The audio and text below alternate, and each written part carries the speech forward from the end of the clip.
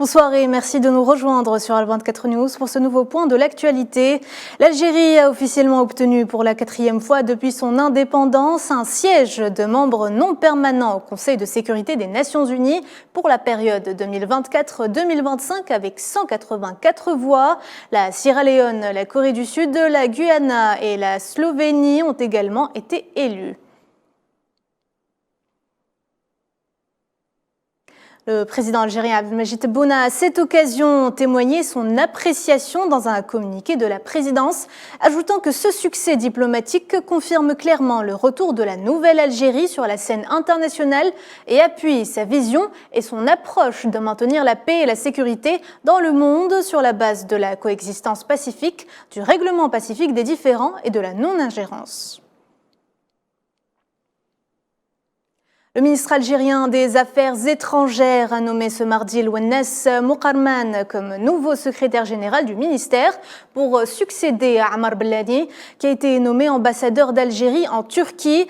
Ahmed Attaf a à cette occasion souligné la nécessité d'assurer la préservation des intérêts algériens, d'autant plus que l'Algérie est devenue membre non permanent du Conseil de sécurité des Nations Unies. Dossier malien, le président de l'Union africaine et actuel président des Comores, Azali Assoumani, a déclaré soutenir toute décision de l'autorité de transition. Selon son conseiller diplomatique, le président en exercice de l'Union africaine effectuera une visite au Mali après le référendum constitutionnel prévu le 18 juin prochain afin d'encourager les autorités maliennes ainsi que le peuple dans la nouvelle dynamique enclenchée dans le pays. Au Niger, impressionnantes opérations sécuritaires dans l'ouest et le nord du pays. Au moins 7 terroristes ont été tués, 20 autres interpellés et 46 armes ont été saisies, de même que des munitions de divers calibres, ainsi que 3 véhicules au cours de plusieurs opérations menées cette semaine par les forces armées nigériennes.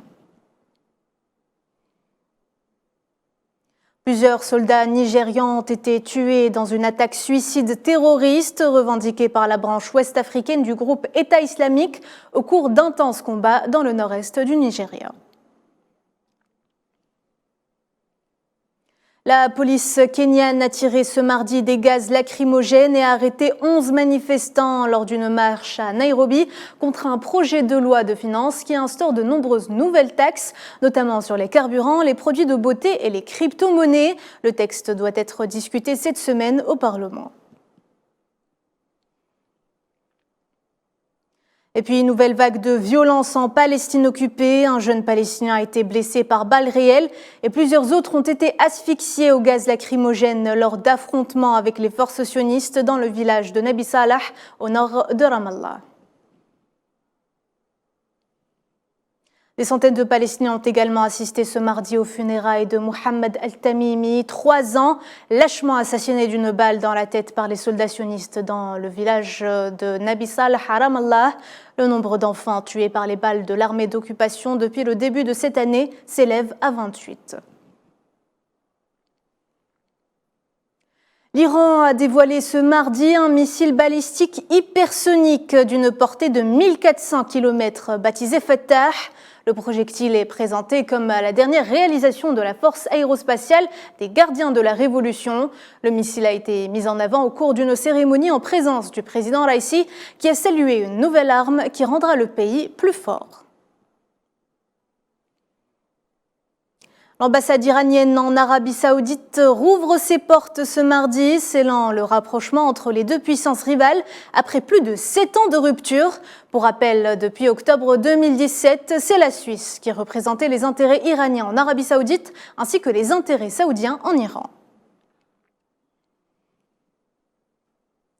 Le secrétaire général de l'OTAN, Jens Stoltenberg, s'est dit scandalisé par l'attaque contre le barrage hydroélectrique de Kharkova en Ukraine. Il déclare dans un tweet que la destruction du barrage est un acte scandaleux qui met en danger des milliers de civils et cause de graves dommages à l'environnement. C'est la fin de ce flash, merci de l'avoir suivi. On se retrouve à 19 h pour le journal de la rédaction.